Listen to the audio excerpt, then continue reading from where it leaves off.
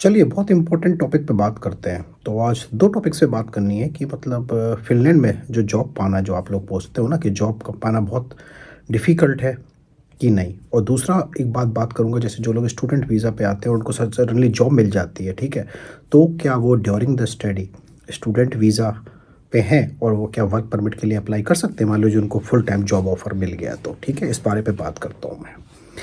तो पहली बात करते हैं कि भई फ़िनलैंड में जॉब पाना या यूरोप की किसी भी कंट्री में, चलिए फ़िनलैंड स्पेसिफ़िकली बात करता हूँ मैं, कि जॉब पाना आसान है या बहुत प्रॉब्लम है, ठीक है?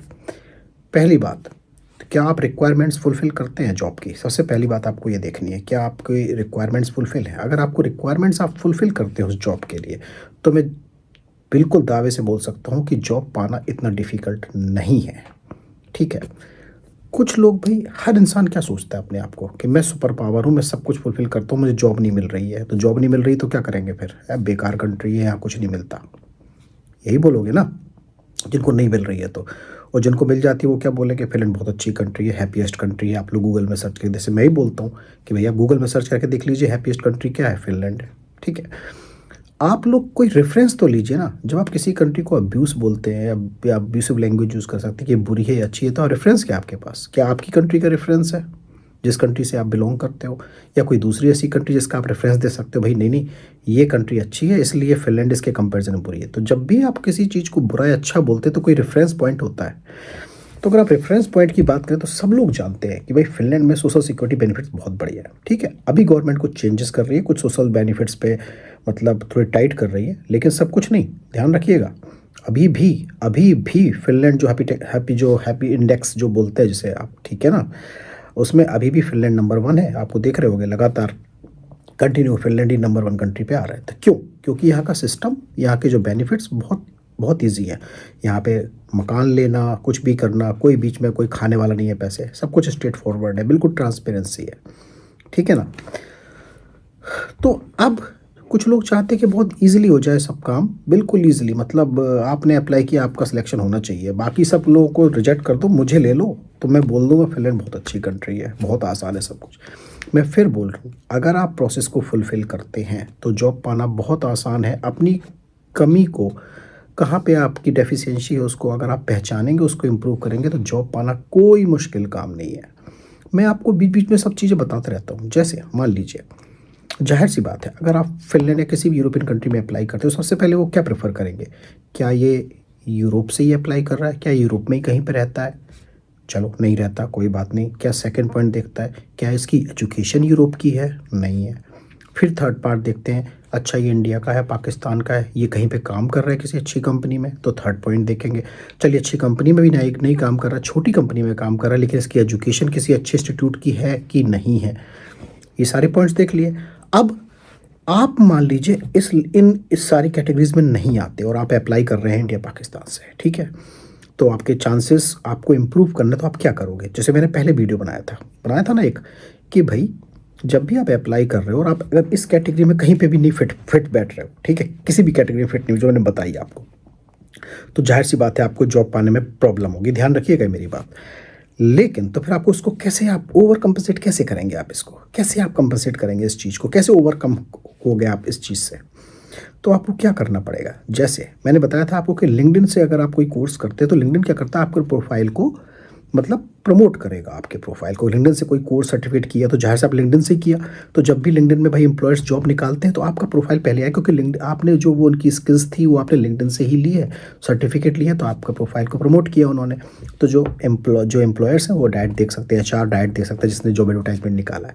सेकंड मैंने बताया था आपको कि भई कि आपके पास फ़ॉरेन की क्वालिफ़िकेशन नहीं है, आप इंडिया में रहते हैं, पाकिस्तान में रहते हैं, बांग्लादेश में रहते हैं, नेपाल कहीं भी रहते हो, तो आप क्या करोगे? आप जो कोर्स या ईडीएक्स के जो भी कोर्सेज़ आते हैं, तो आप क्या करोगे उनमें से कोई भी कोर्स आप ऑनलाइन सीख सकते हो, किसी वो यूनिवर्सिटीज़ के कोर्स होते हैं, फ़ॉरेन यूनिवर्सिटीज़ के, तो आपको कोई सर्टिफ़िकेट, डिप्लोमा जो भी है, तो वो आपको उस यूनिवर्सिटी की तरफ से मिल जाता है, तो आप दिखा सकते हो, उसमें लिख सकते हो क्लियरली अपनी एजुकेशन में कि मैंने ये किया है इस यूनिवर्सिटी से।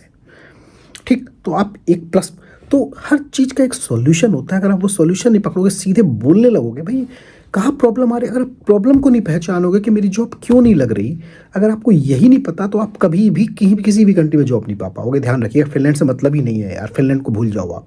किसी भी यूरोपियन कंट्री में या कहीं भी कंट्री, यूरोपियन कंट्री भी भूल जाओ आप। तो आपको पता होना चाहिए कि मेरा सिलेक्शन क्यों नहीं हो रहा है। तो इस आप समझ गए मेरी बात, तो आपको क्या करना है ये मेन बात है। दूसरा, मैं बार बार बोलता हूँ लेकिन तब भी आप लोग नहीं सुनते हैं, मैं फिर भी बोल रहा हूँ कि 50% एप्लीकेशन रिजेक्ट होती है क्योंकि उनका सीवी सही नहीं है।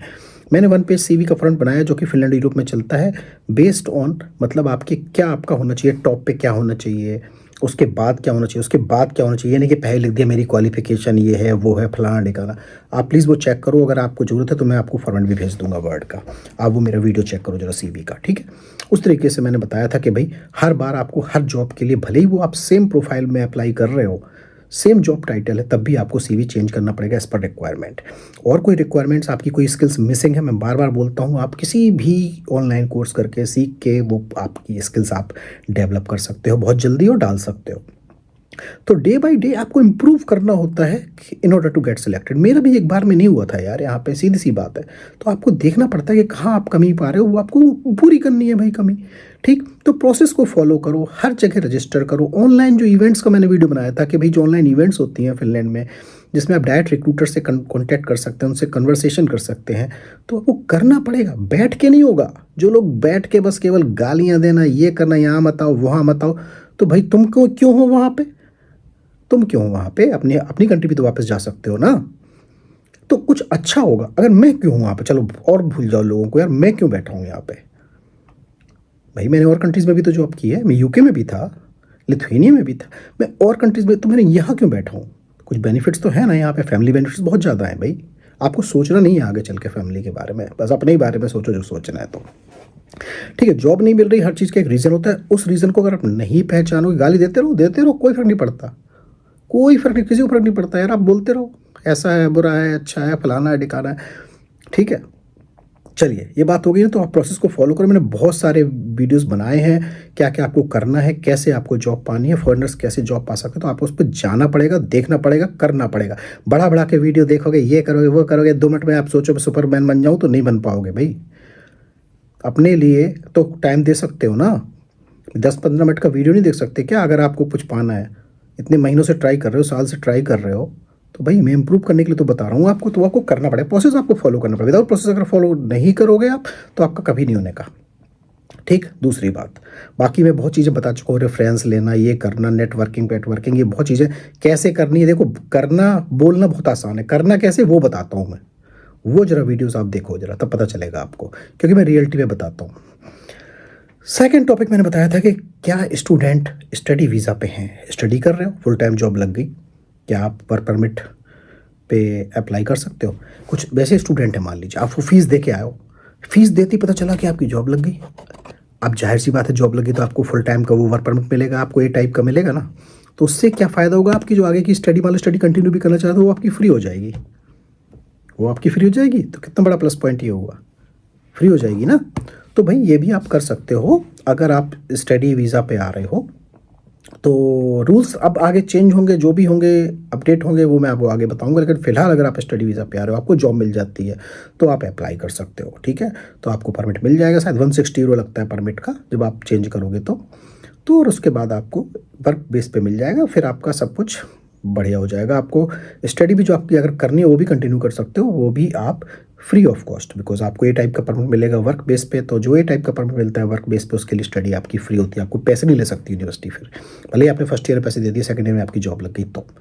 लेकिन इसके लिए आपको क्या करना चाहिए कि यूनिवर्सिटी से आप क्लियरली बात कीजिए अपने प्रोफेसर से कि मेरी जॉब लगी, वो खुश होंगे।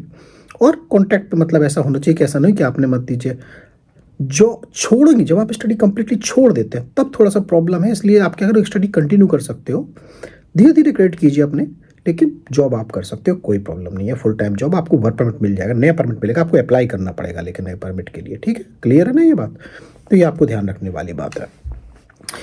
ये बात भी बिल्कुल सही है कि भाई स्टडी पे है, जैसे आप स्टूडेंट, तो स्टूडेंट फुल टाइम से ज़्यादा काम नहीं कर सकता ना। तो आप स्टडी वीज़ा पे हो, आप फुल टाइम काम करते गलत हो जाएगा, तो आपको वर्क परमिट अप्लाई करना पड़ेगा।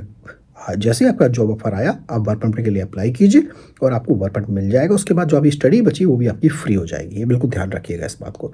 तो थोड़ा रूल रेगुलेशन के हिसाब से चलिए, प्रोसेस के हिसाब से चलिए, सब कुछ अच्छा होगा। अगर प्रोसेस के हिसाब से नहीं चलेंगे, गाली देते रहेंगे, जिस कंट्री में जाओगे यार उस कंट्री में गाली दोगे आप। कुछ लोग होते हैं ना जो नेगेटिव, जिनको कहीं नहीं मिलता तो वो क्या करेंगे यार, इसके अलावा उनका कोई ऑप्शन बचा नहीं है, खुद गाली देंगे, दूसरों को डिमोटिवेट करेंगे। तो नेगेटिव लोगों से दूर रहिए और पॉजिटिव लोगों की बात सुनिए, तभी आपका काम हो पाएगा। ठीक है ना। तो इस वीडियो में मुझे इतना ही बताना था भाई। So thank you very much and have a good rest of day. आगे चल के वीडियो बनाता रहूँगा, शॉर्ट्स बीच बीच में डालता रहता हूँ इंस्टाग्राम पे और अपने फेसबुक पेज है जो देसी टीचर यूरोप, उस पर भी। तो इन्फॉर्मेशन जो भी एटेस्टेंट इन्फॉर्मेशन होती है कोई भी रिलेटेड फिनलैंड से या यूरोप में कोई जॉब से या कुछ भी, तो मैं वो डालता रहता हूँ। तो उस पर जरूर जाइएगा, इंस्टाग्राम पे फॉलो कीजिएगा और जो फेसबुक पेज है देसी टीचर यूरोप का, उस पर भी जरूर जाइएगा। तो थैंक यू वेरी मच, अगले वीडियो में मिलते हैं भाई। और बस यही विश करता हूँ आप सबकी विशेष पूरी हों।